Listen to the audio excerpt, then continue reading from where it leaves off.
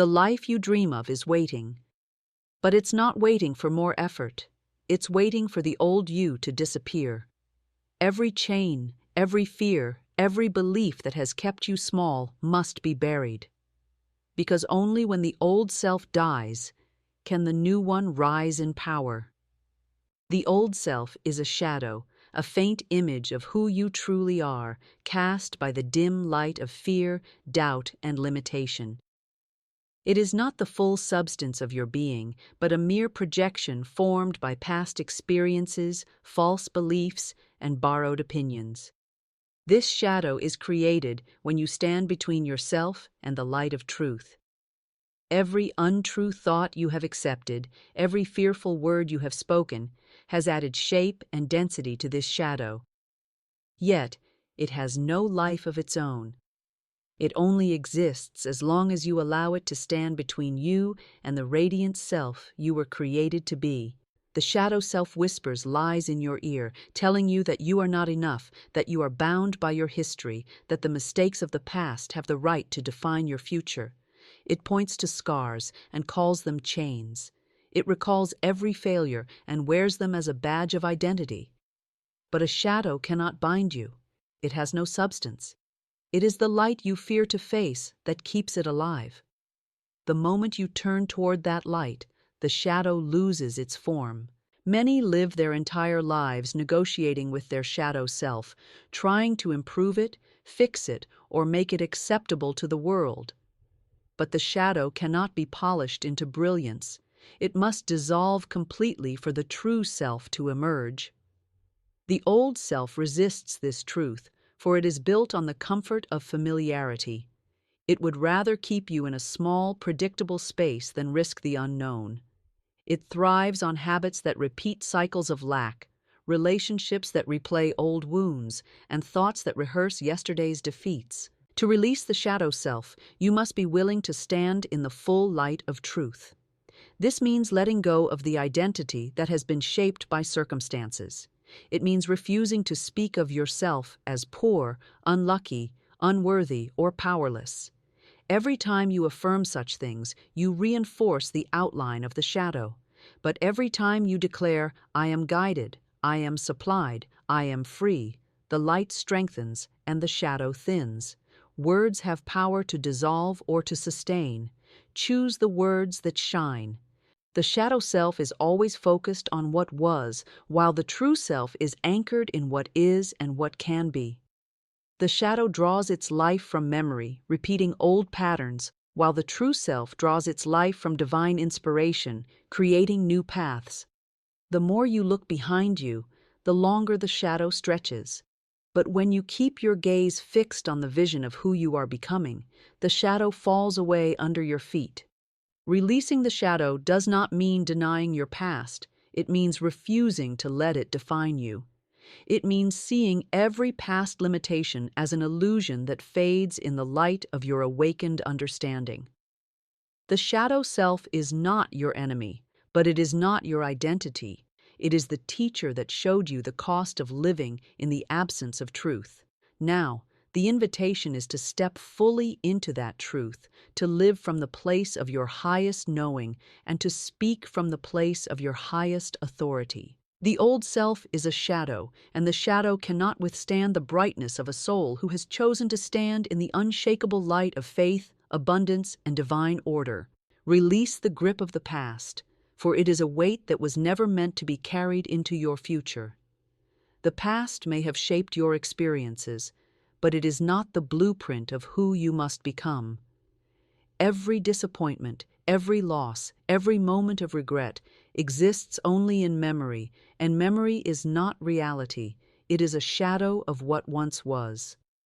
When you clutch the past with tight fingers, you keep yourself tethered to a time that no longer exists, and you block the flow of new blessings seeking to enter your life. The grip of the past often hides itself in familiar patterns. It appears in the way you speak about yourself, in the stories you tell, and in the labels you still wear. You may say, "I've always been unlucky," or "nothing ever works out for me," without realizing that these words keep you bound to the very situations you wish to escape. Your spoken word is the key. What you repeat becomes the reality you live. As long as you keep speaking from the past, you will keep living in it. Releasing the past is not the same as forgetting it. It is choosing to see it differently. Every hardship becomes a lesson. Every setback becomes a stepping stone. Every wound becomes an opening for greater wisdom. When you look back and bless the experiences, even the painful ones, you take away their power to hold you in bitterness or fear. Gratitude for the lessons learned loosens the chains of memory. Often, the past clings because of unhealed emotions. Resentment, guilt, and self-pity are the glue that binds you to yesterday.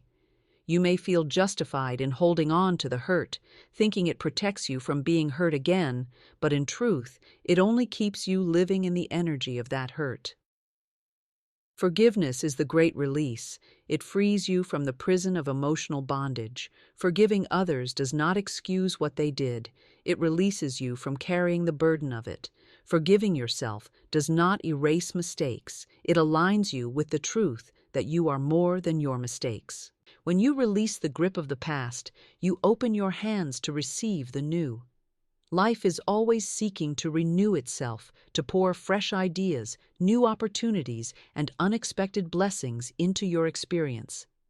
But these cannot enter a life already crowded with the debris of old disappointments. Letting go makes room. It clears the space for what is divinely intended for you now. The past is not a prophecy. Just because something happened before does not mean it must happen again. The only way the past can repeat itself is if you rehearse it, by thinking the same thoughts, speaking the same words, and taking the same actions. To break the cycle, you must speak a new language over your life. Declare what you want, not what you have lost. Speak in the tense of now, as if your good is already here. There is a divine law that always works in your favor when you trust it. What you release returns to you transformed. When you surrender the past, you do not lose. You exchange what is worn out for what is alive. You trade ashes for beauty, sorrow for joy, and limitation for freedom. The moment you stop clinging to what was, you make way for what can be. The hands that once held on in fear can now open in faith, ready to receive the abundance that is already prepared for you. Death of limiting words is the doorway to freedom, for words are seeds, and every seed you plant will bear fruit in your life. The phrases you speak over yourself and your circumstances are not idle sounds. They are commands to the universe, instructions to your subconscious mind, and decrees that shape your reality. When you speak words of lack, fear, or impossibility, you breathe life into limitation. You invite it to take root, to grow, and to become the framework of your experience. Just as surely as a gardener will not plant weeds in a fertile field, you must refuse to plant words that choke your dreams. Limiting words are often spoken without thought. They slip into conversations disguised as casual remarks. I can't afford that. Nothing ever works for me. I'm always unlucky. These declarations may seem harmless in the moment, but they carry the weight of self-fulfilling prophecy. The law of your word is impartial. It will manifest whatever is spoken with conviction. When you give voice to limitation, you set in motion the very conditions you wish to escape. The universe does not distinguish between a joke, an excuse, or a serious decree. It simply obeys the vibration of your speech. To bring death to limiting words, you must first become aware of them. Listen to yourself as if you were listening to someone whose words have the power to shape your life, because they do. Notice the habitual phrases that keep you tied to struggle or fear. Replace "I can't" with "I can and I will." Replace "it's impossible" with "all things are possible for me." Replace "I'm unlucky" with "everything is working in my favor." In doing so, you shift the soil of your mind from one that produces weeds to one that produces abundance. The old self clings to limiting words because they feel safe. They justify staying where you are. If you say, "It's too hard," you have given yourself permission not to try. If you say, "I'm not ready," you delay the moment of action. But the new self thrives on words that empower, that declare victory before it is seen, that speak abundance even when the evidence has not yet arrived. This is the language of faith, and faith is the language that creates. Every word carries energy. Limiting words carry the vibration of fear, doubt, and resistance. Empowering words carry the vibration of faith, expectation, and possibility. Just as you would not invite a thief into your home, do not allow words that steal your joy, your peace, and your prosperity to pass your lips. Speak only what you desire to see. Even if your current circumstances do not match your declarations, keep speaking them. The spoken word is a seed, and seeds grow in the invisible before they appear in the visible. Bringing death to limiting words is an act of spiritual discipline. It requires catching yourself mid-sentence and choosing a higher declaration. It requires replacing the familiar story of lack with a new story of abundance. It requires speaking as if the good you desire is already yours. This is not denial. It is the conscious choice to give life only to the reality you wish to experience. When you bury the old vocabulary of defeat, you make room for a new language to rise, a language that opens doors, calls forth blessings, and aligns you with the highest possibilities. Every empowering word you speak is a decree to the unseen, a command that shapes the conditions of your life. Death to limiting words is not a loss. It is the birth of a voice that creates without boundaries, a voice that calls forth light where there was darkness, and abundance where there was lack. Bury the fear of change, for it is the silent jailer that keeps you locked within the walls of what is familiar yet unfulfilling. Fear of change whispers that safety is found in sameness, even when sameness is suffocating your dreams. It convinces you that the known misery is better than the unknown possibility. But life was never meant to be lived in a cage of repetition. The divine pattern of existence is growth, expansion, and transformation, and nothing in nature remains the same without withering. To resist change is to resist life itself. Fear of change is rooted in the belief that you are not equipped to handle what lies ahead. It imagines disasters that have not happened, it builds obstacles in the mind that do not exist in reality, and it magnifies the difficulty while hiding the opportunity. This fear thrives in the shadows of uncertainty, but uncertainty is only frightening when you forget that you are guided and provided for at every step. What appears as a leap into the unknown is, in truth, a step into the greater order that has been prepared for you.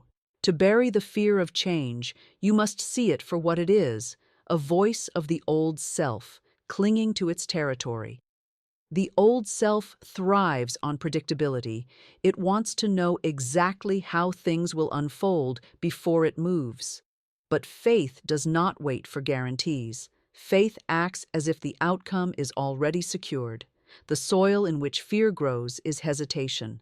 The moment you move forward in spite of fear, you begin to loosen its roots. Change is not your enemy. It is the messenger of new beginnings. Every breakthrough in your life will come dressed as change, often disguised as disruption. Opportunities rarely arrive in the form you expect. They may come through a closed door, a sudden ending, or a challenge that forces you to think differently. Fear will tell you that this is loss, but in truth, it is the clearing away of what no longer serves you. When you understand this, you welcome change as a sign that something greater is unfolding. The fear of change also feeds on comparison. You may look at others who appear secure in their current path and think that staying the same will protect you from risk. But the path of another is not your path, and what is safe for them may be limiting for you. The only true security comes from alignment with your divine purpose, and purpose will always require growth. Growth will always require change. Words are powerful allies in burying the fear of change. Speak what you desire instead of what you fear. Declare, I move into new territory with confidence. Every change brings me closer to my highest good. I am guided into the perfect place at the perfect time. These affirmations plant seeds of courage that grow stronger than the weeds of fear. Letting go of fear is not about having all the answers. It is about trusting that you will receive what you need at the moment you need it. The same power that has carried you through every challenge will carry you into your next chapter. You are not walking into change alone. You are walking with the unseen hand that has always led you to the right place. When the fear of change is buried, space is created for excitement, curiosity, and anticipation to rise. The unknown no longer feels like a threat, but an open field ready to be explored. Each step forward becomes an act of faith, and each act of faith becomes a bridge to the life you were always meant to live. The grave of old habits is where the patterns that once ruled your life are laid to rest, never to rise again. Habits are not merely actions repeated over time. They are the silent architects of your reality. They shape your days, your mindset, your opportunities, and your limitations.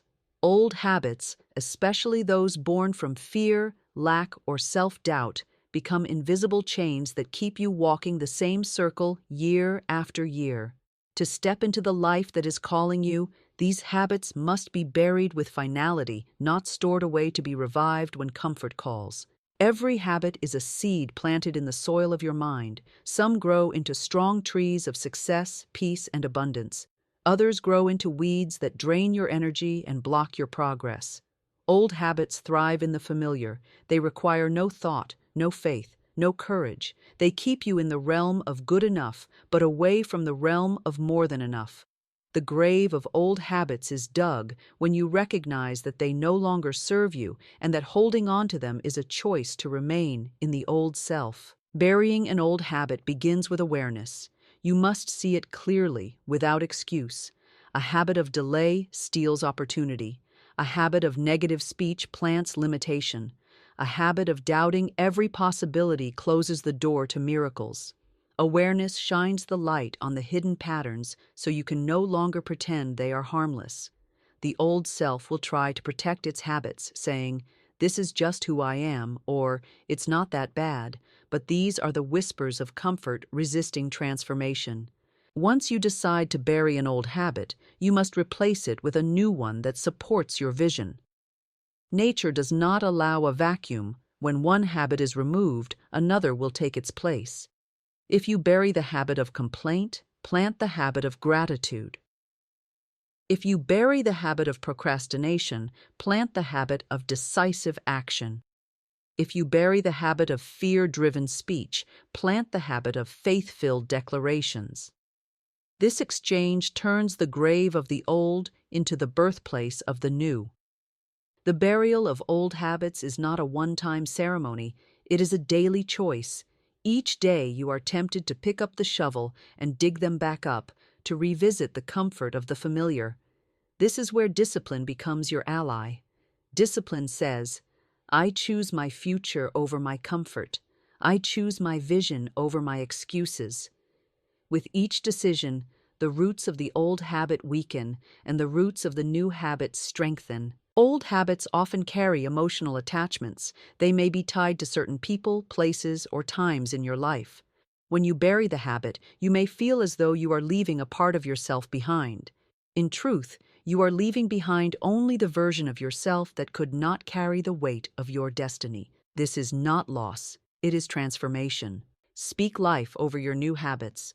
Declare them as part of your identity. Say, I am disciplined, I am consistent, I act with purpose. Let your words water the seeds of change until the new habit becomes as natural as breathing.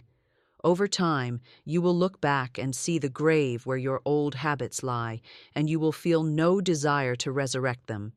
That place will serve as a reminder that you once chose growth over comfort, purpose over routine, and freedom over chains.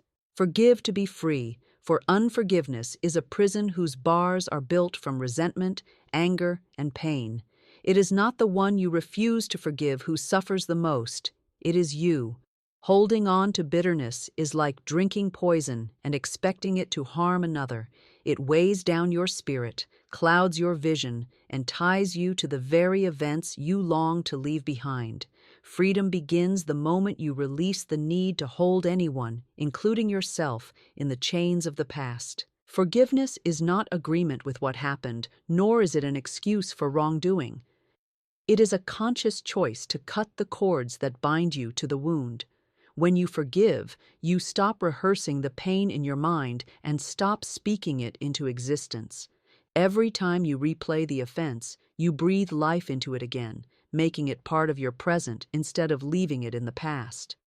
Forgiveness says, I choose peace over the story of my pain. Unforgiveness blocks blessings. It fills the mind with a constant background noise of judgment and anger, making it hard to hear the gentle guidance of divine direction. When your heart is heavy with resentment, there is little space for love, joy, and inspiration to flow. Just as a river cannot run freely when clogged with debris, your life cannot flow in divine order when clogged with the debris of old hurts. Clearing it away through forgiveness allows good to move toward you without obstruction. Forgiveness also sets you free from identity built on hurt. Sometimes pain becomes a part of who you think you are. You begin to define yourself by what was done to you rather than by the truth of your being. This keeps you small, trapped in a role you were never meant to play.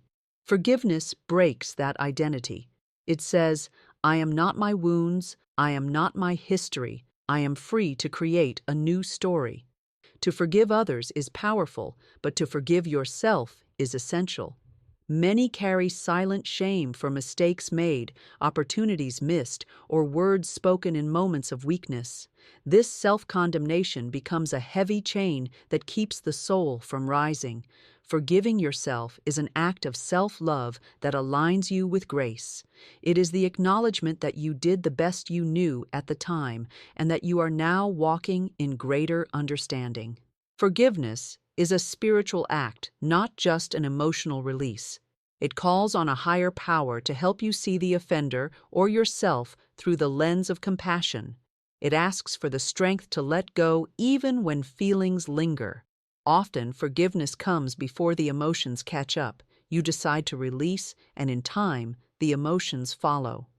This decision is a declaration of freedom, a refusal to allow the past to dictate your future. When you forgive, you reclaim your power.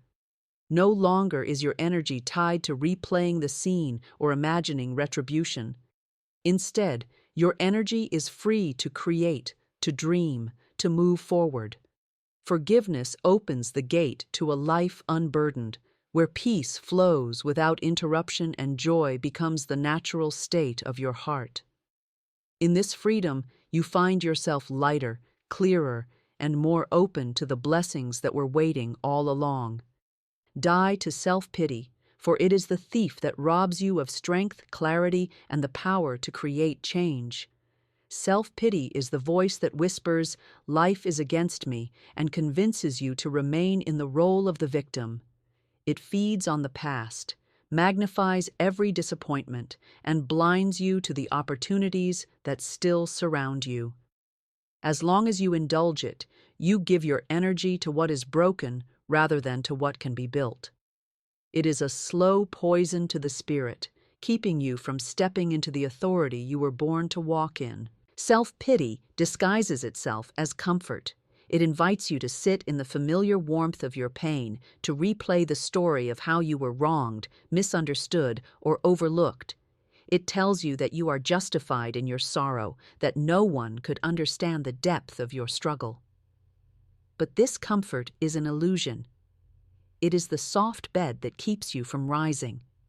The longer you stay in it, the heavier it becomes, until moving forward feels impossible. To die to self-pity, you must first see it for what it is, a habit of thought, not a reflection of truth. It is the mind's way of avoiding responsibility for change. As long as you tell yourself that life happens to you, you do not have to believe that life can happen through you.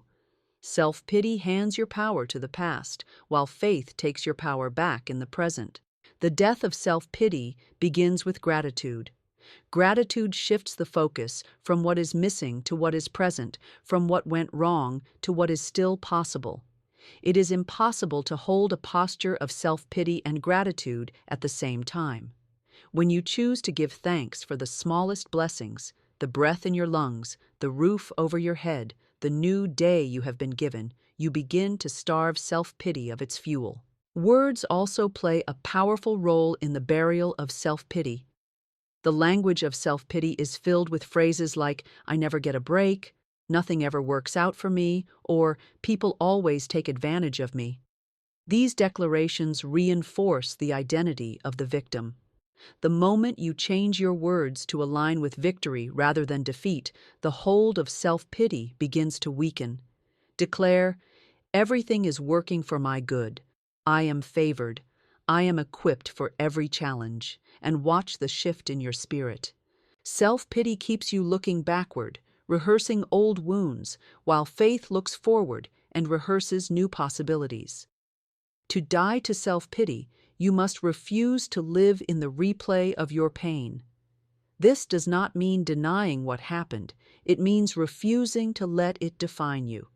Every painful experience carries a lesson, and once that lesson is learned, the experience has served its purpose. Holding on to the emotion after the wisdom has been gained is like carrying ashes in a golden cup. You die to self-pity by acting as if victory is already yours. This is not pretending. It is stepping into the truth that your worth, your value, and your destiny are not determined by what has happened to you, but by the unshakable source of life within you. When you refuse to feed the thoughts and words of self-pity, you create space for strength, joy, and courage to rise. In that space, you no longer wait for life to change before you feel whole. You begin living from wholeness now, and life changes to match it. Let go of old labels, for they are the names given to you by the old self, the world, or the opinions of others, and they are too small for the truth of who you are. Labels may have been placed on you in childhood, in moments of failure, or through seasons of struggle. They may have been spoken in anger, carelessness, or ignorance. Over time, you may have accepted these labels as identity, wearing them as if they were permanent.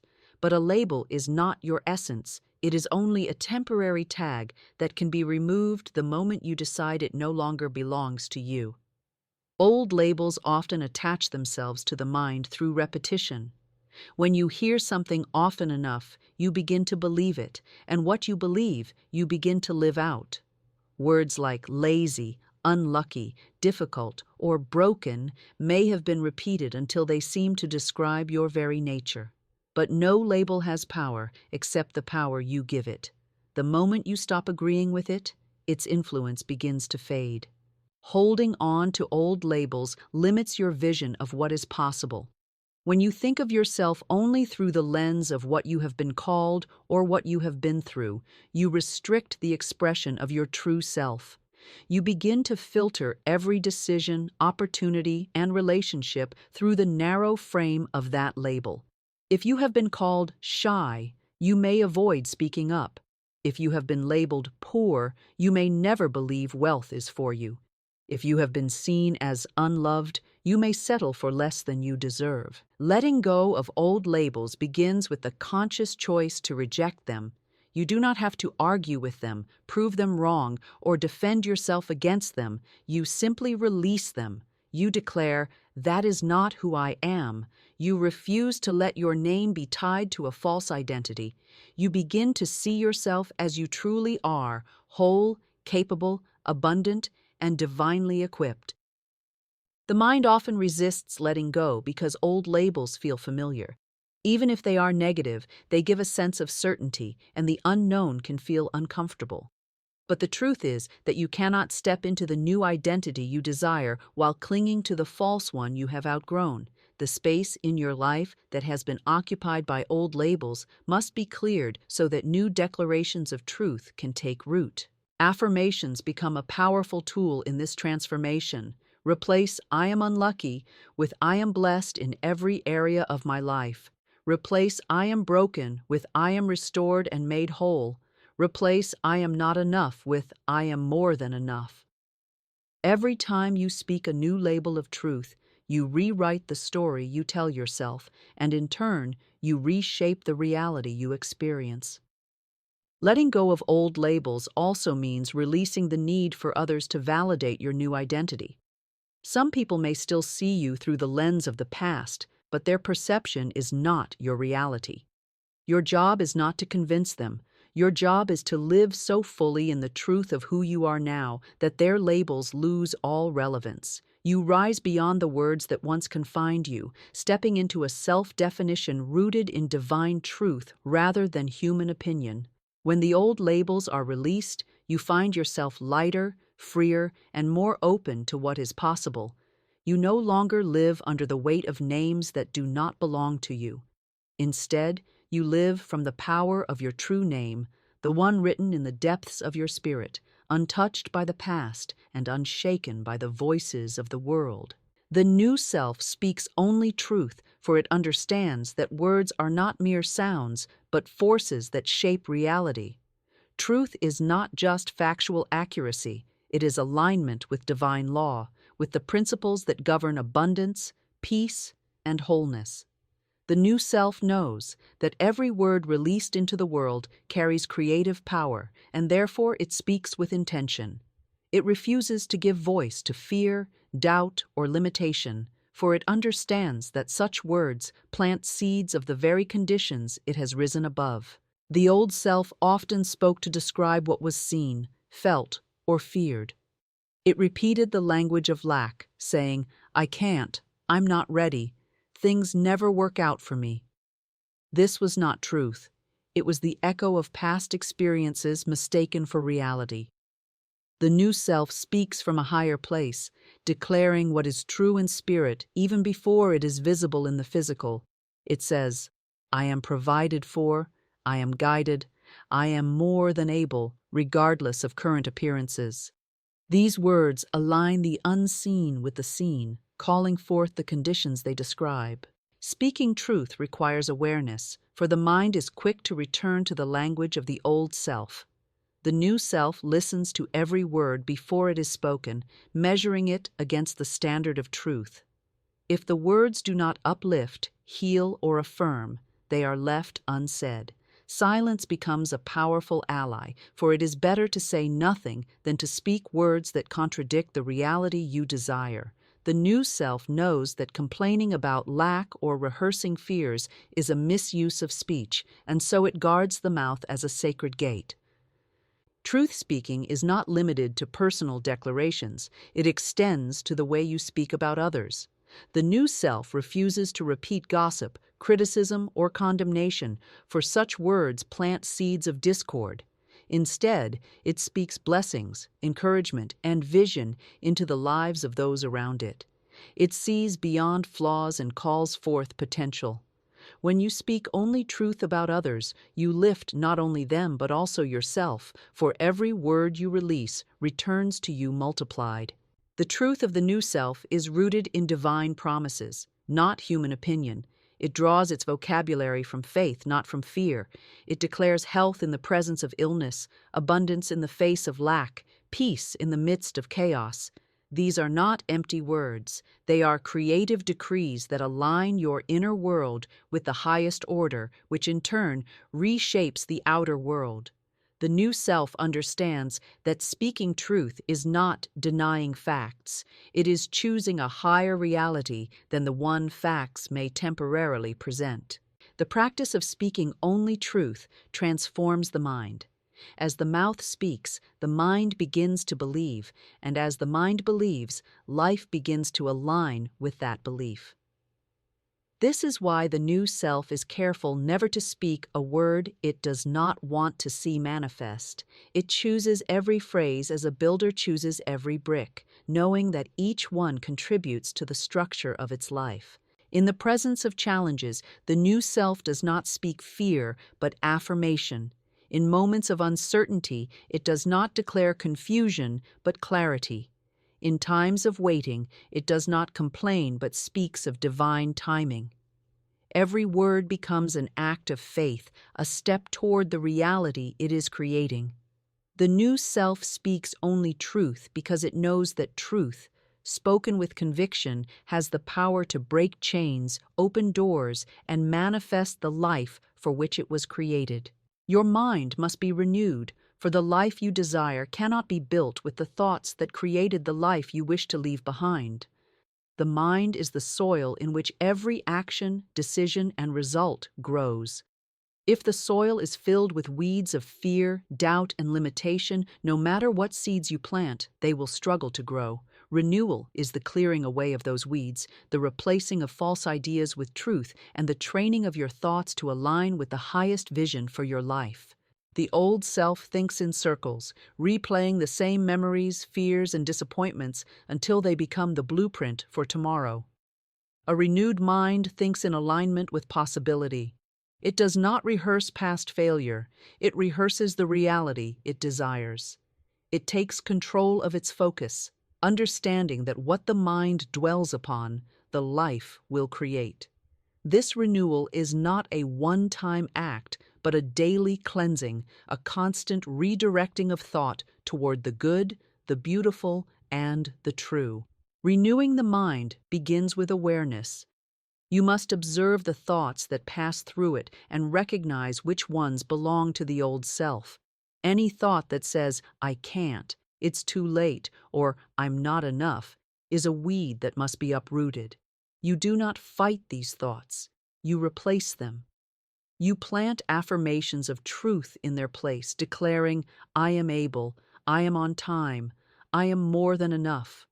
Over time, the new seeds take root and the old ones lose their hold. The renewal of the mind requires feeding it with words, images, and influences that match your vision. If you fill your mind with negativity, complaint, and fear, you cannot expect it to produce faith, joy, and abundance, just as you would not pour poison into a well and expect clean water to flow. You cannot pour destructive ideas into your mind and expect a prosperous life. Protect what you allow into your thoughts as carefully as you would guard a treasure. A renewed mind does not simply react to circumstances, it creates them. It speaks and acts from a place of authority, shaping life instead of being shaped by it. When a challenge arises, the renewed mind asks, "What can I learn? How can this serve me? Where is the opportunity in this?" It refuses to be defined by appearances, knowing that appearances are temporary and truth is eternal. This perspective transforms obstacles into stepping stones. The renewal of the mind also involves releasing the need to think as the crowd thinks. The masses may live by fear, competition, and scarcity, but a renewed mind lives by faith, cooperation, and abundance. It is willing to stand apart, to think differently, and to see differently. This separation is not arrogance, it is the willingness to align with truth even when it contradicts the popular narrative. Every great change begins in the mind. Before you can live in abundance, you must think abundantly. Before you can walk in peace, you must think in peace. Before you can experience freedom, you must think as a free being. Renewal rewires the mental pathways that once led to limitation and redirects them toward expansion. It teaches the mind to expect good, to anticipate blessings, and to believe in the unseen as much as in the seen. When the mind is renewed, the outer life naturally follows. Thoughts of possibility produce opportunities. Thoughts of love produce harmonious relationships. Thoughts of confidence produce success. The mind becomes a magnet for the very things it has been trained to expect. This is why the renewal of the mind is not optional for transformation. It is the very foundation on which the new self is built. The old self resists, the new self commands, for the old self is rooted in fear, hesitation, and the comfort of what is familiar, while the new self stands in authority, faith, and the certainty of divine alignment. Resistance is the natural reflex of the old self whenever change, risk, or growth appears. It will present arguments, excuses, and doubts to keep you from stepping into the unknown.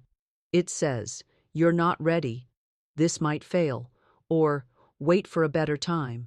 But the better time never comes for those who live by the voice of resistance. The old self survives by clinging to patterns that feel safe.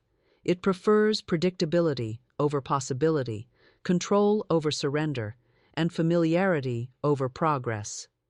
It will keep you repeating cycles, even those that bring dissatisfaction, because it is threatened by the idea of transformation.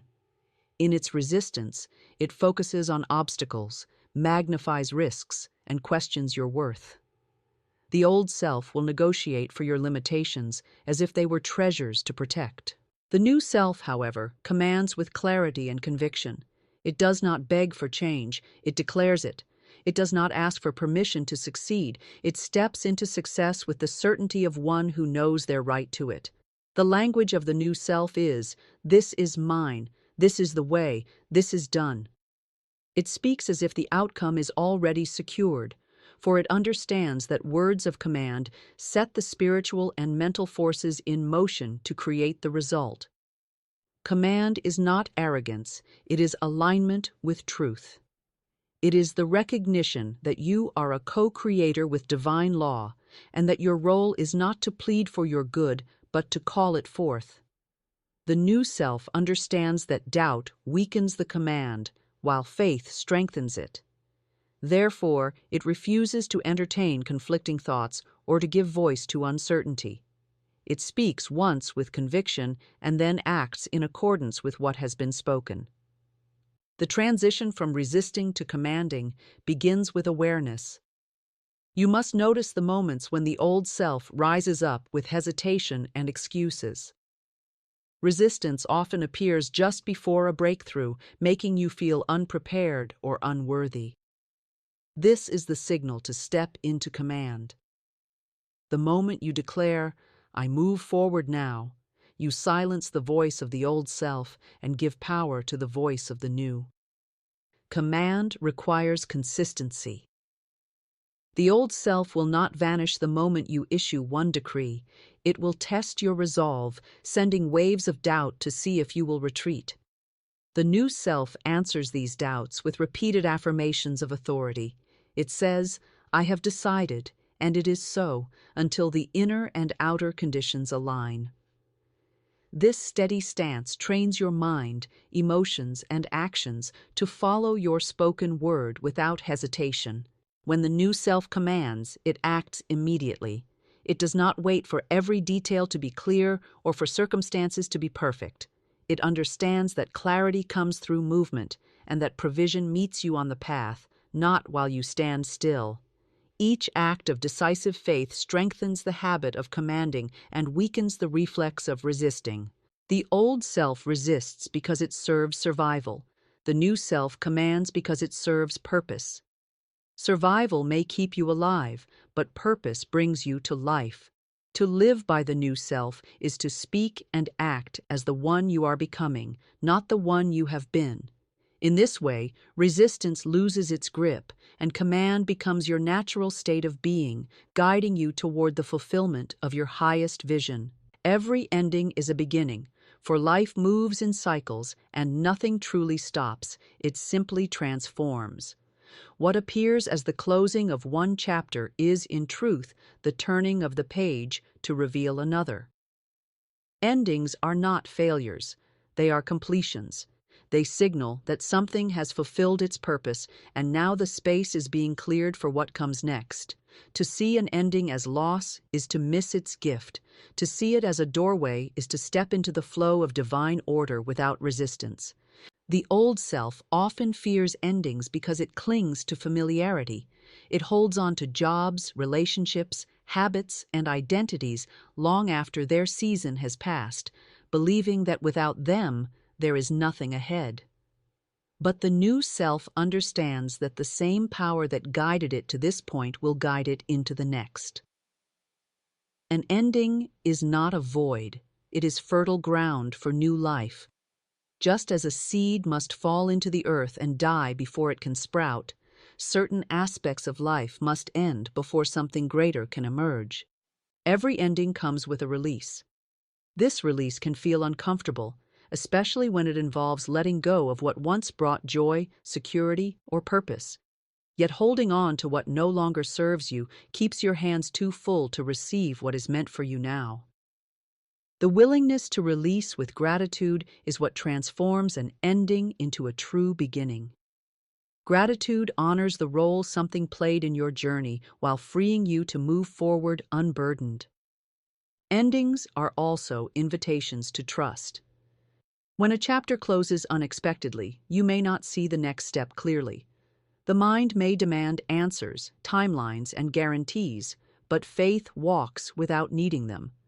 Trust says, if this has ended, something better is on the way.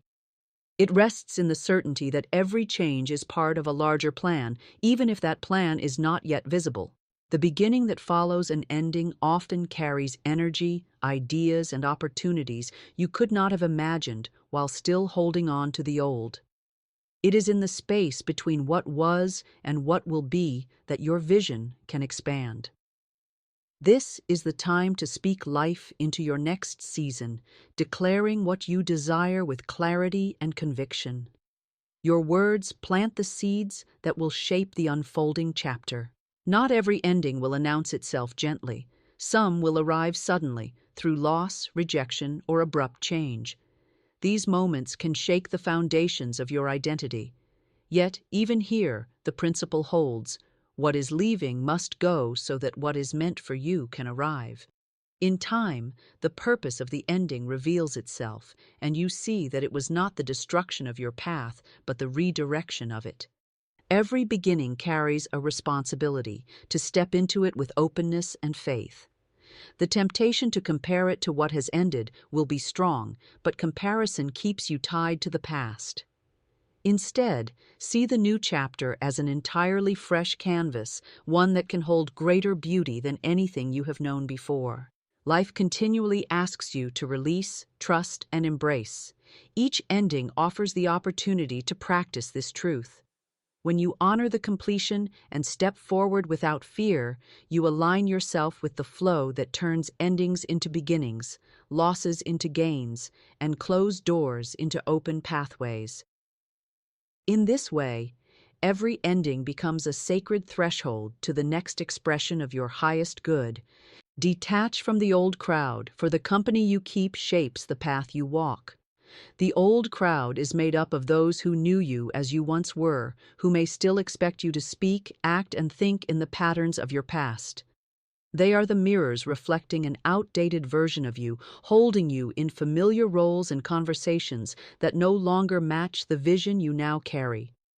To remain among them while trying to rise is to anchor yourself to the very life you are leaving behind.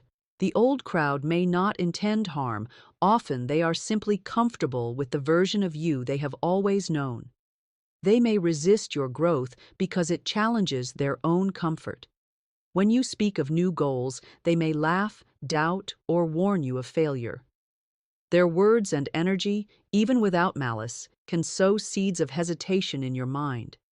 To stay in their orbit too long is to risk shrinking your dreams to fit their understanding. Detachment is not an act of judgment. It is an act of preservation.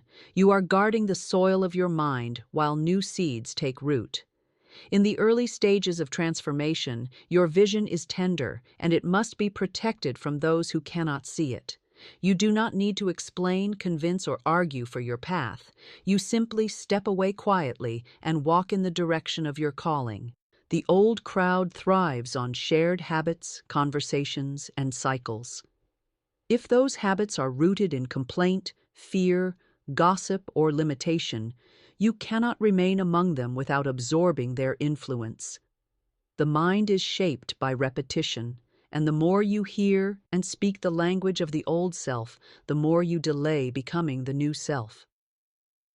Detaching means consciously choosing environments where the language spoken is one of faith, abundance, and possibility. You may fear that detaching from the old crowd will leave you isolated, but the truth is that space must be created before the right connections can arrive. The people aligned with your new self will not hold you to your past. They will encourage you to grow beyond it. They will celebrate your progress instead of questioning it, speak life into your dreams instead of doubt, and challenge you to rise higher instead of stay the same. Detachment also requires releasing the need for approval. The old crowd may misunderstand your choices, misinterpret your silence, or assume you think yourself better than them. You cannot allow such perceptions to dictate your direction. Your growth is not an insult to their path. It is simply the fulfillment of yours. Staying where you no longer belong out of guilt or loyalty only serves to dim the light you are meant to shine. The act of detaching is an act of faith. It is trusting that the loss of familiar faces will be replaced by divine connections.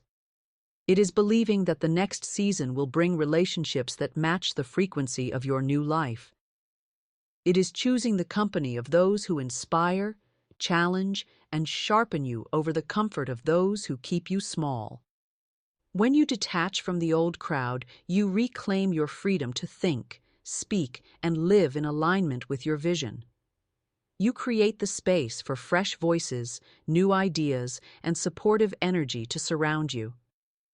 In that space, your growth accelerates, your confidence deepens, and your path becomes clearer, unclouded by the weight of outdated expectations and the pull of a past you have already outgrown. Act as the new self now, for transformation is not a distant event.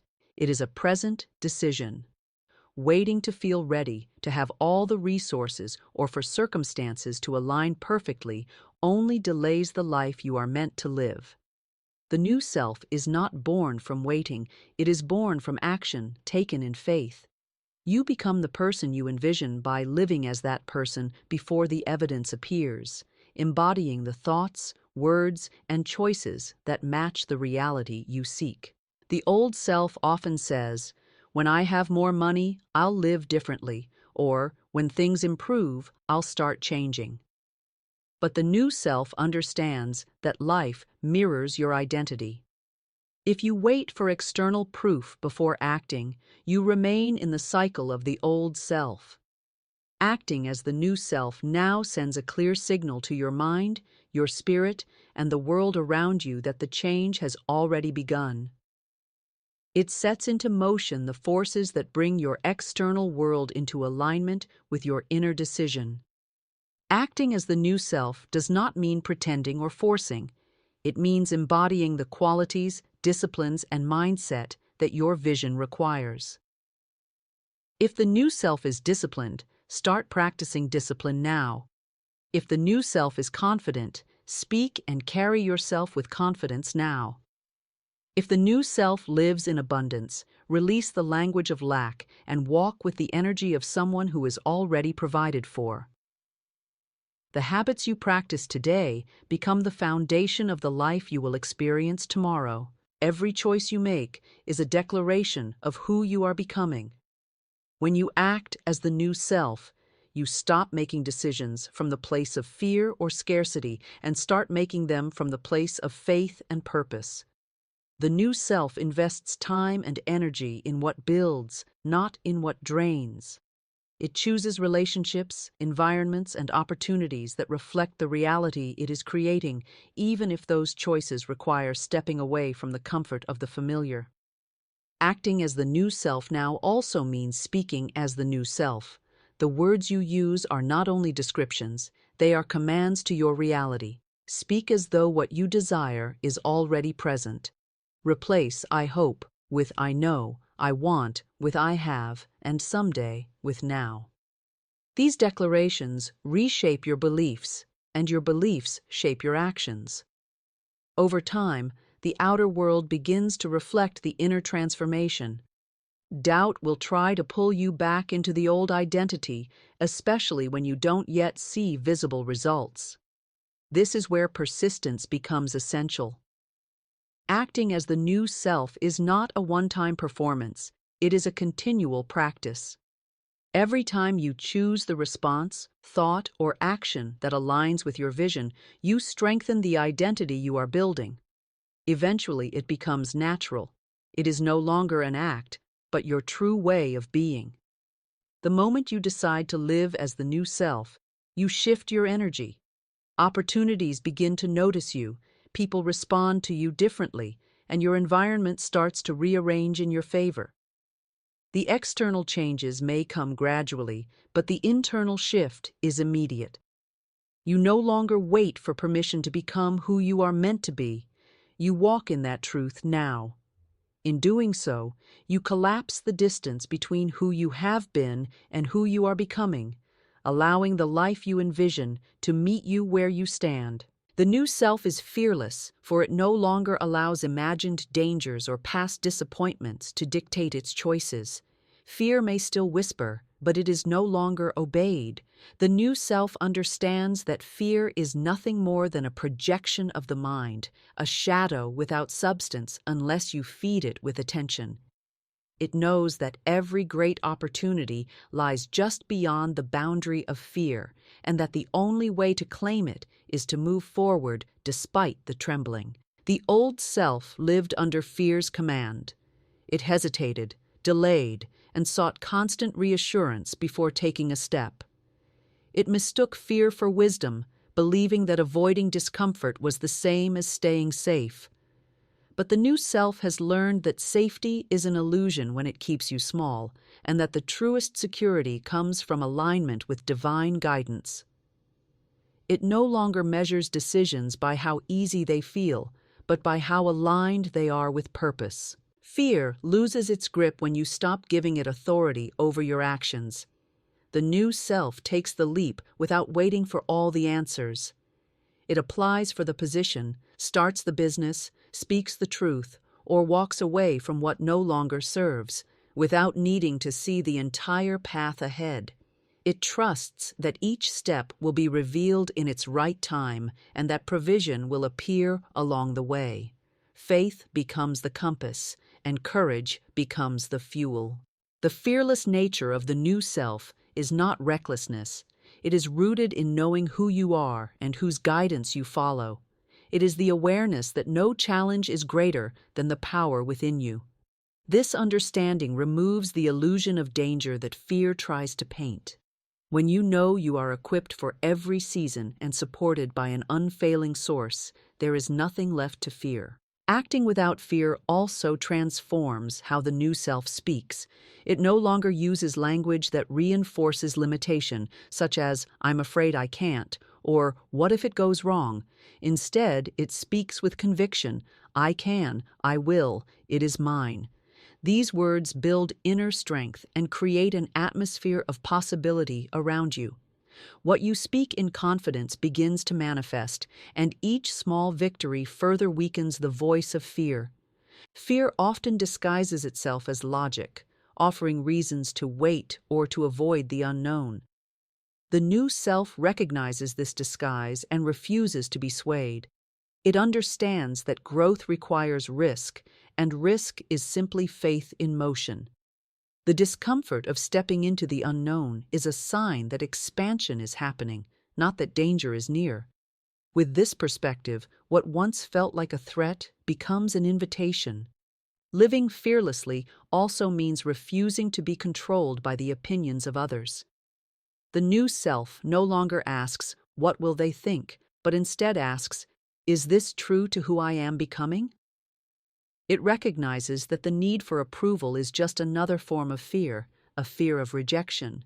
By releasing this need, the new self is free to move boldly in the direction of its vision without waiting for consensus. Fear will always attempt to rise, but the new self meets it with action. It knows that courage is not the absence of fear, but the refusal to let fear choose the path.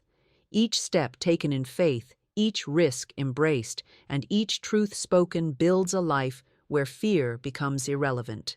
The new self stands in this strength, moving forward with eyes fixed not on what could go wrong, but on the certainty of what can and will go right.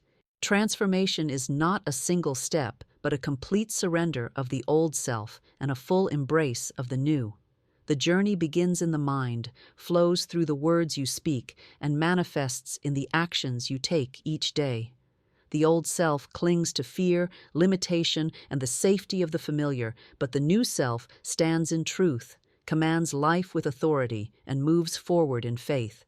To rise, you must release the shadows of past habits, labels, and attachments, bury the fear of change, and detach from the voices that keep you small.